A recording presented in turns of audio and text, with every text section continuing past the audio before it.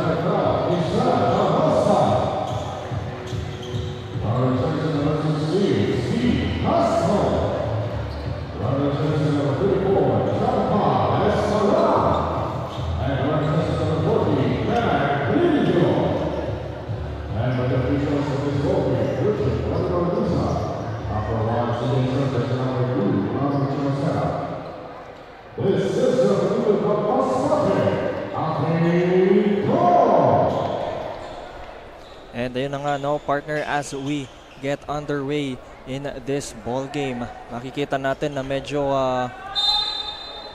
short-handed. Oo, short-handed yung ating POV Corpus, and I think they need to play a little conservative in this ball game. Pero ayan na nga, start of the ball game, POV Corpus with the possession here.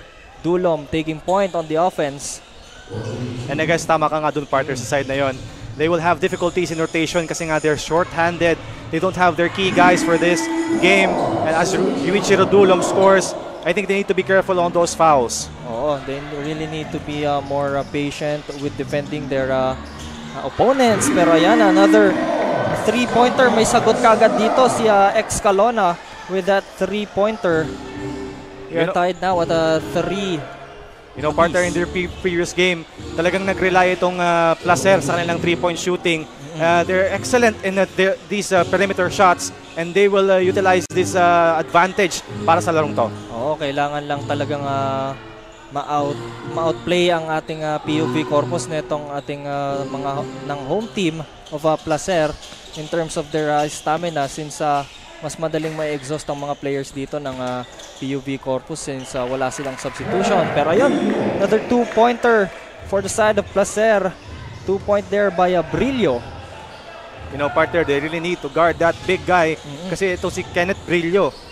He really thrives under the basket and scoring inside the painted area. Yeah, I think well, hindi naman medyo nagkaka-undersized ang players ng POV Corpus, pero syempre kailangan talaga nilang bantayan yung painted area since malalaki rin ang mga players dito ng ating mga taga-Placer. Pero ayan, turnover here by POV Corpus. Tarosa gets that steal. Escalona with the ball. Naghahanap ng mapapasahan with 15 seconds on the shot clock. Escalona goes inside, kicks it to the corner. Inside to Brillo. Balik kay Escalona. 9 seconds to shoot. Mid-range, no good. Para dito. And the steal here. The Escalona, nice hustle. Pero nakuha dito ulit ni Salarde. PV Corpus on the offense with that two-pointer coming in for Yanzon. And that was somehow clumsy pagdating sa offense nitong Placer. But I guess they will recover for this next possession. Yeah. Tarosa passes to Botohan, intercepted there by Salarde. Another steal here on the side of PV Corpus. Inside pass to Yanzon, kicks it to the corner. Dulom thought about that three-pointer. 11 seconds on the shot clock. Naghanap ng papapasahan, gets to the other side. Pump fake, 6 seconds to shoot. Miscommunication there on the side of PV Corpus. That's going to be a turnover. You know, partner, this will be the pros and cons for this PUB Corpus team. Mostly talaga, they rely on their fast-paced plays. Given a shorthand sila ngayon, I think they will not thrive in this set plays kasi talagang nagtatribe sila sa kanilang fast pace, sa fast break sila sa open floor. Pero let's see. Ayan, missed three-point attempt there by Tarosa and a mid-range jumper on the other side para kay Pugoy. Remember, partner, he was the recent player of the game nung nanalo sila kontra sa Palanas. Yes, magandang performance ang pinakita doon ni Pugoy. Pero yan, Escalona, three-pointer, no good. Offensive rebound, second chance here for Placer. 2 points there para kay Castro. Mga kaibigan, with 6 minutes and 35 seconds remaining dito sa ating first quarter. And Steve Castro, one of the most consistent players here for Placer. He was the recent kasurog player of the game nung kalaban nila yung Kawayan. And talagang napakagaling niya pagdating sa scoring. Yes, pero yan, 5 points na dito in this first quarter. Si Jose Yanzon taking the lead for PV Corpus. Pero yan, Tarosa with a 3-point attempt. Still no good sa kanyang 3-pointers. Pero may second chance. Placer no good pa rin. PV Corpus now on the offense. Dulom taking point here. Penetrating inside of the ball. Lalabas para kay Pugoy. Goes inside, stops, passes. Mid-range jumper dito is good para kay Anabo. But that was a good extra pass for on the side of PUV Corpus. Anabo was getting that mid-range jumper in the middle. Yeah, very patient on that play there by PV Corpus and that missed attempt by Escalona. Fast break ngayon dito ang PV Corpus. Mid-range jumper for Dulom is no good. Placer ngayon, nasa opensa. Mid-range, stop and pop, no good para kay Castro. Pugoy with that rebound. Almost a steal there para sa side ng Placer. Dulom, side step 3, in and out, offensive rebound. Put back, no good pa rin. Pero yan, ball goes out of bounds. Placer with the possession. 4 minutes and 59 seconds remaining mga kaibigan dito sa ating first quarter. Lamang pa rin ang ating visiting team. 12-7. Castro, open, fires that three-pointer, no good. Dulom gets that rebound. And that's what I'm trying to say, partner. Talagang fast-paced itong laro ng PUV Corpus. They need to capitalize while Placer is setting up on their defense. Pero yan, still, they need to be patient here. Kailangan nilang mag-conserve ng energy since they're really outnumbered in this matchup. Pero ngayon, in the early stages of our ball game, their fast-paced movement is very effective in this first quarter. Pero yan, Dulom setting up, firing for that three-pointer. Still no good sa attempt dito ng PV Corpus. Tarosa with the ball now, going inside, laying up, it's good. Two-pointer para kay Giselle Tarosa. And Tarosa is a very effective player. He's the guest player for Team Placer. I asked him earlier before the game. He was the MVP in the year 2022 dito sa Sasafi. He played for the UV Lancers for their match in Safi, talagang he's an effective player, talagang magaling na import itong si Tarosa. Yeah, very veteran type of movements here are being shown by Tarosa as he gets an assist there by the open layup of Brillo. Pero yan mga kaibigan, bago tayo bumalik sa ating hardcourt, tawagin muna natin ang ating courtside reporter na si Mabel Etchigoyen. Mabel, ano ang balita dyan sa'yo? Thanks, Jem and Burns, and good evening mga kasurog. Nagbabalik mula dito sa courtside, Mabel Etchigoyen. Enjoy the game and have fun. Ito ang payo ni Coach Jong Biquizo ng Team PUV Corpus sa kanyang players na naglalaban ngayon kontra sa Team Placer. Aminado kasi siyang malakas na kalaban ang Team Placer, lalo na sa laro nito sa ilalim at may mga outside shooters din ito. Naka 6-man rotation lang din sila dahil may mga personal na lakad ang ilan sa kanilang mga players, kaya ingat sila ngayon pagdating sa foul trouble. Sa ngayon, maglalaro umano sila sa abot ng kanilang makakaya. And that's the latest here at the courtside. Back to the panel. Thank you, Miss Mabel Etchigoyen, for that update. And talaga nga naman, partner, I guess that will be a very difficult disadvantage pagdating dito sa side ng PUV Corpus, only having a 6-man rotation, and that's unfortunate na di makakapunta yung ibang player nila kasi they really need to win this game. Pero yeah, let's see how will they conserve their players sa energy and of course sa stamina pagdating sa latter stages ng laro. Pero yan, I think one factor that they really need to keep up here in this ball game is really the patience. Keep away from fouling their opponents, poking their every movement. Pero ayan, Tarosa strong on the inside. Fadeaway jumper is no good. Salarbe with that rebound. Passes to Pugoy. Goes inside. Swatted away there by Brillo. Fast break naman ngayon. Placer. Easy two-pointer para kay Castro. What a great defensive play for Brillo and getting to see his open man, Steve Castro, on the open floor. Grabing court vision dito ang pinapakita ng team ng Placer. Pero yung 3-point attempt, no good. Basta PV Corpus, Tarosa now, nagmamadali ng bola. Driving inside. And what I've noticed, partner, itong si Tarosa, talagang napakalaking guardia. Oo. I think his natural position is the guard position, pero dito sa larong to, he will play the 3. Yeah. Pero talagang non-stop itong pag-fast break niya, and he's an unstoppable force pagdating sa open floor. And then nga, unstoppable force, another steal there by Tarosa. Brillo going inside, swatted away there by Anabo. Pero ball possession will still go to Placer as Excalona with that 3-pointer, no good. 2 minutes, 10 seconds remaining dito sa ating ball game mga kaibigan. 13-12 ang ating score. Lamang ang home team dito as Salarde gets that turnover. Ayan. And I think, Peter, ito nga yung style of play nitong PUV Corpus. Talagang mabilis sila maglaro. Pero given na may disadvantage sila sa numbers, they need to conserve their energy. Tama ka nga, partner, kailangan nila maging patient pagdating sa play na to.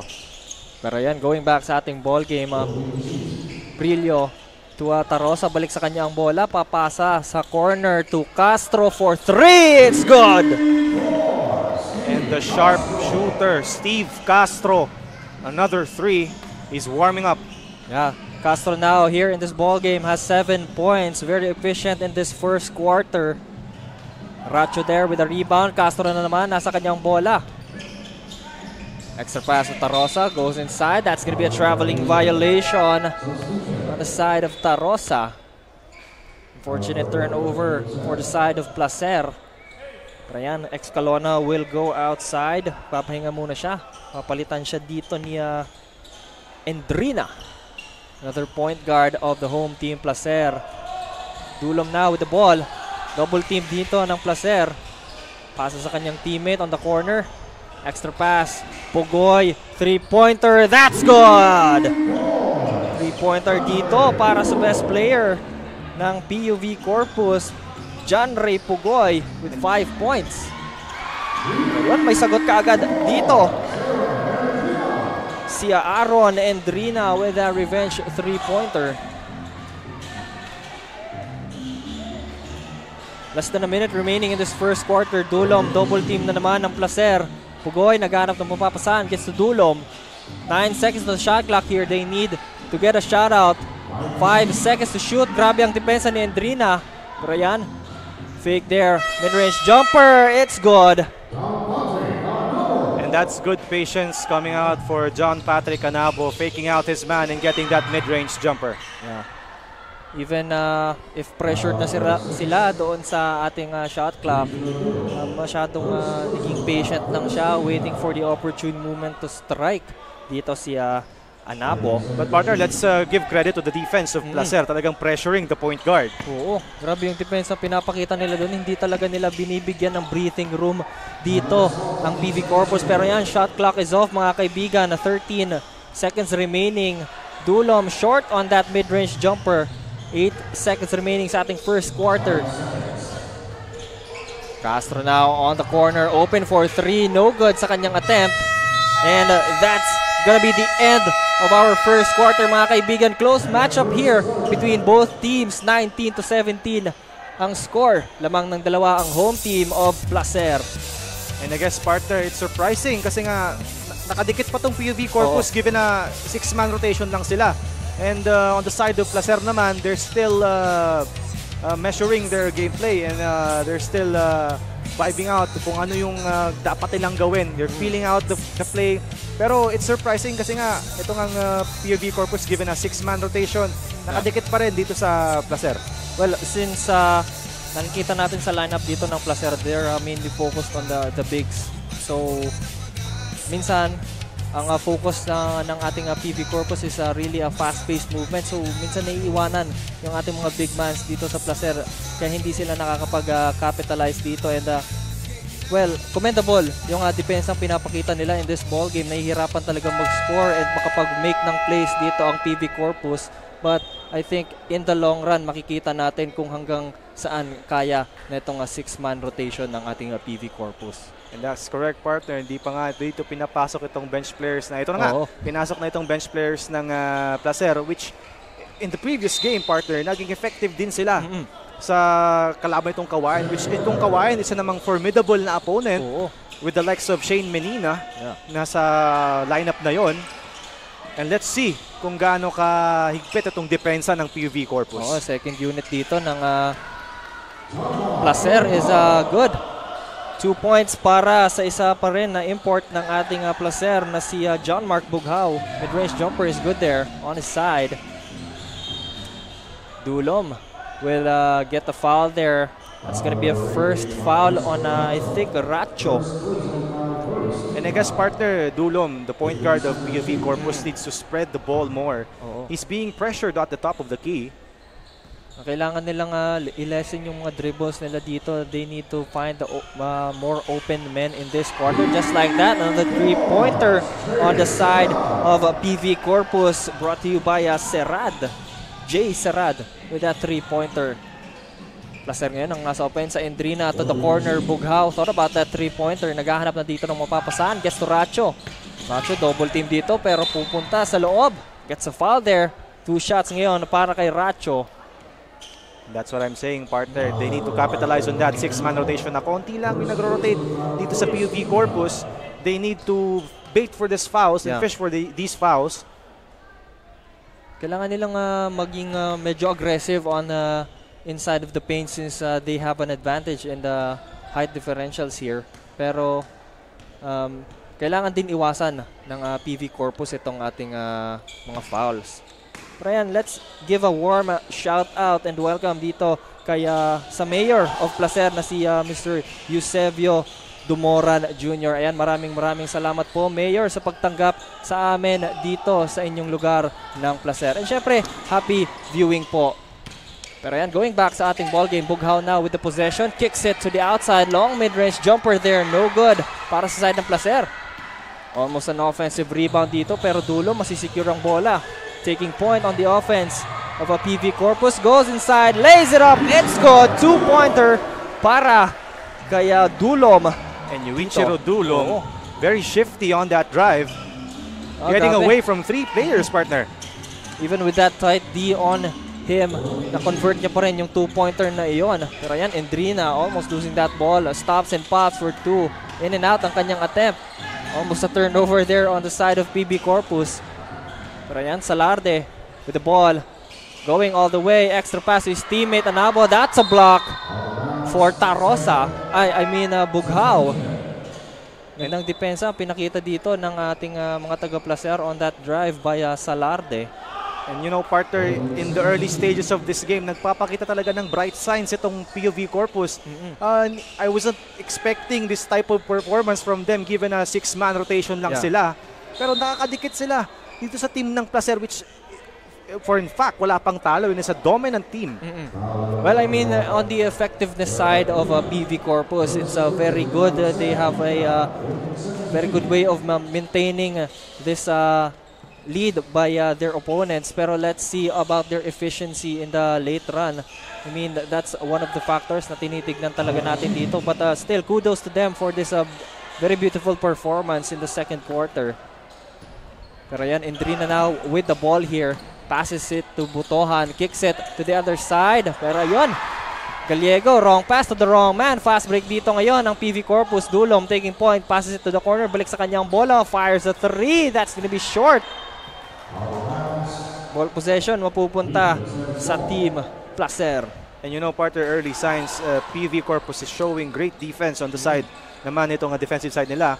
Talagang they're suppressing those drives and they're not allowing the 3-point shot to come out for Placer.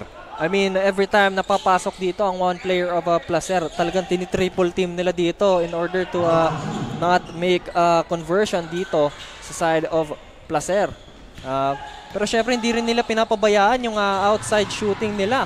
I mean, may tatlong players on the inside but still there are 2 players guarding the people left on the outside.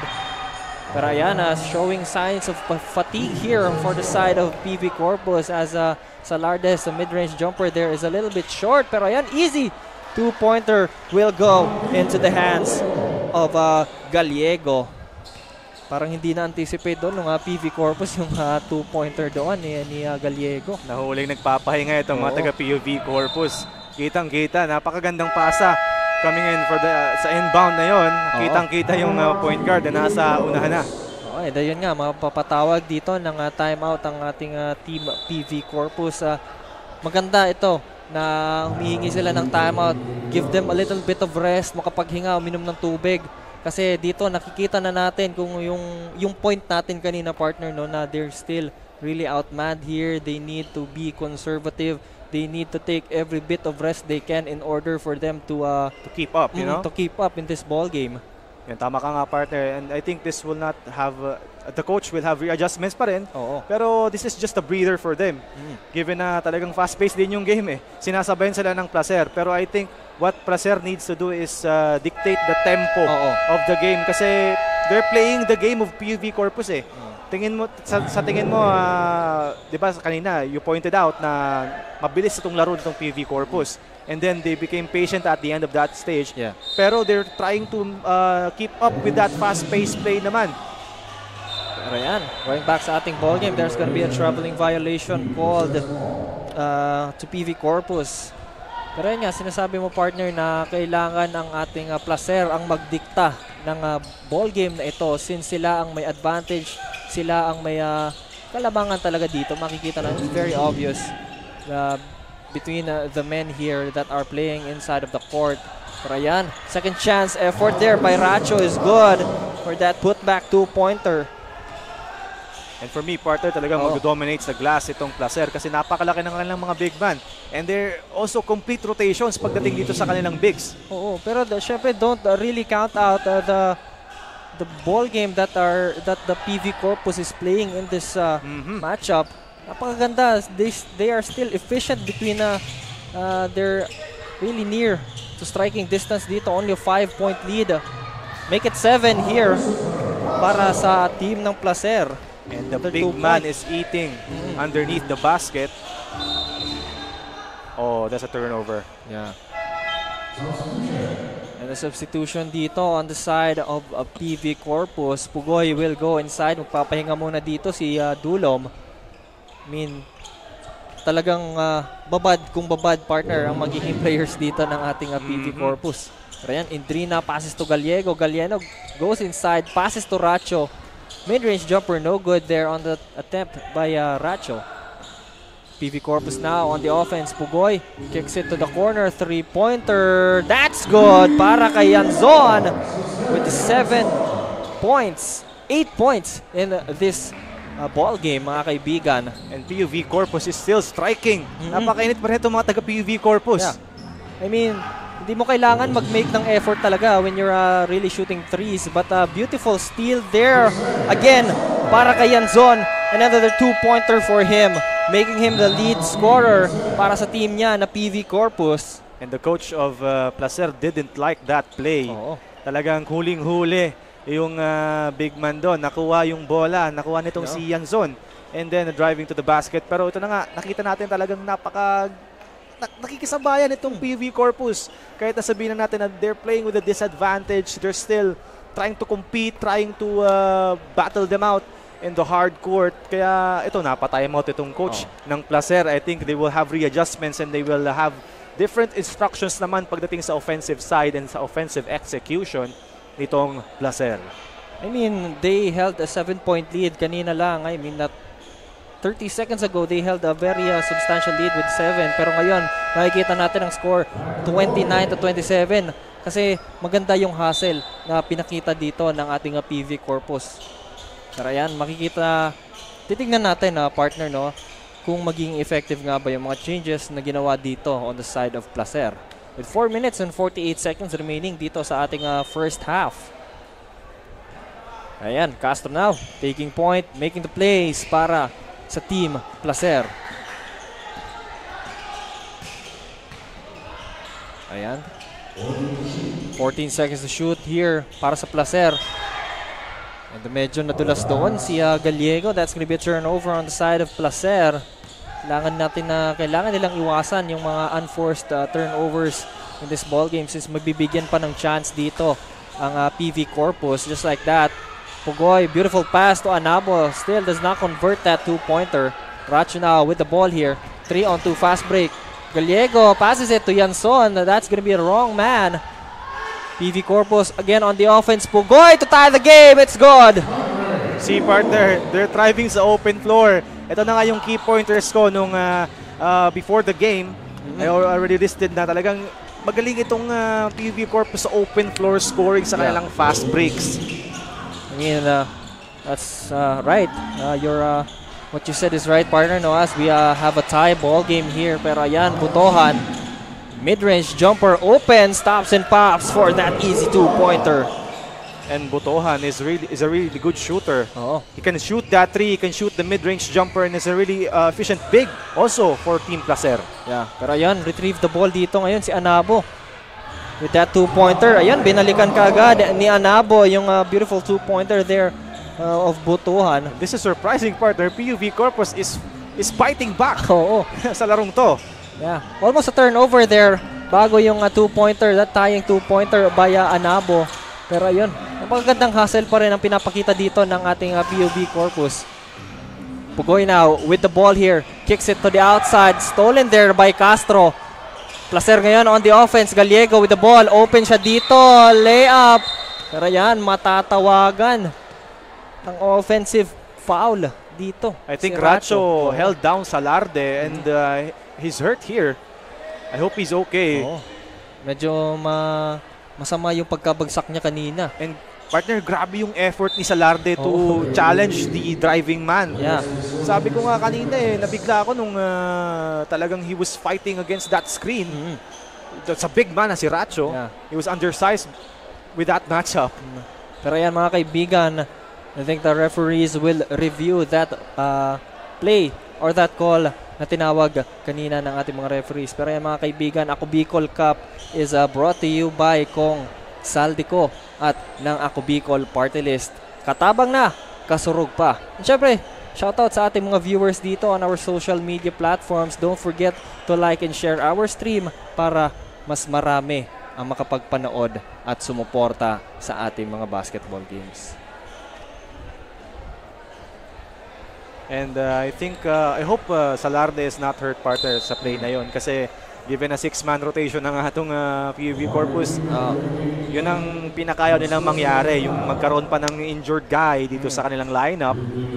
And Salarde has been a good defensive player for them. Talagang nag-e-effort siya to challenge those shots and that's a very good sign for the team of PUV Corpus. They're talagang china-challenge na bawat shots. Kaya nagkakaroon ng turnovers itong Placer. Yeah. Offense-wise, Emerson Salarde has still yet to make his points here in this ball game. Pero we can see that on the defensive side, he has really been the anchor para dito sa PV Corpus. Pero yan, 2 free throws here ni Salarde is no good. 0 for 2 on the free throw line. Pero ang ball possession mapupunta pa rin sa PV Corpus. And partner, going back to Salarde, ganyan talaga yung mga gusto ng coaches, you know. The player who has defensive impact kahit wala sa stats. You know. Pero yan, going back sa ating ball game, Salarde now with the ball. Mid-range jumper still struggling on the offense is Salarde. Excalona now with the ball para sa Placer. Ganap na mapapasahan. Gets it to Brillo. Brillo stops and pops on the mid-range. No good. Anabo securing that rebound. Stolen away by Castro.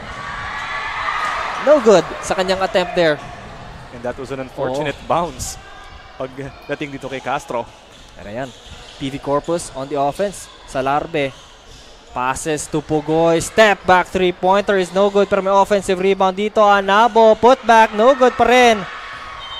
Out of bounds. Placer will take that possession. And good effort on the side of PUV Corpus getting that offensive rebound given na malaki itong taga Placer. Pero they're still fighting for that offensive rebound. Talagang napakagandang effort. Still beautiful defensive on the defensive end dito para sa Placer to prevent that second chance effort to be converted in that attempt by PV Corpus. 2 minutes 10 seconds remaining dito sa ating quarter mga kaibigan. Still a tie ball game in this matchup between the home team Placer and the visiting team PV Corpus. Brillo, beautiful spin move there on the inside of the paint. What a nice post move, partner. I mean, that's really Brillo's move there on the inside, using his size and his height to his advantage to get that lead. 2-point lead here para sa Placer. Pero yan, Pugoy.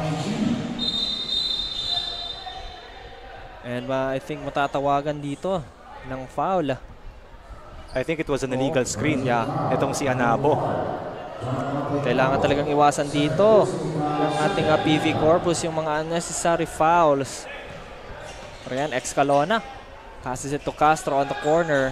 Serad defending Castro. Pero yan, Excalona goes inside, kicks it to the corner. 3-pointer, no good. Para kay Taro sa offensive rebound, Brillo. 10 seconds to shoot here para kay Brillo. Spins again, goes inside, laying it up. It's good. Same result here para kay Kenneth Brillo. And once again, talagang ginagamit niya ang kanyang strength, ginagamit niya ang kanyang size to score here. Talagang driving that ball hard on the painted area. Pero yan, that's gonna be a traveling violation called on Dulom. Kailangan nila din iwasan yung ganong klaseng errors here. And I guess, partner, kaya nagtatrive itong si Brillo dito sa painted area kasi iniiwasan itong mga taga-PUV Corpus mag-foul ng early kasi, you know, at the latter stages of this game, it will be crucial kasi 6 lang sila eh. So yan, Brillo again harassing on the inside, almost losing that ball to the pass of Tarosa, and this time that's going to be a turnover on the side of Placer. Less than a minute remaining mga kaibigan dito sa ating first half. 45 seconds ang natitira dito. Pugoy on the mid-range, kicks it to Serad on the corner, 3-pointer, no good. Another out of bounds shot there on the side of PV Corpus, and tatawag dito ng timeout ng home team of Placer. And I think, partner,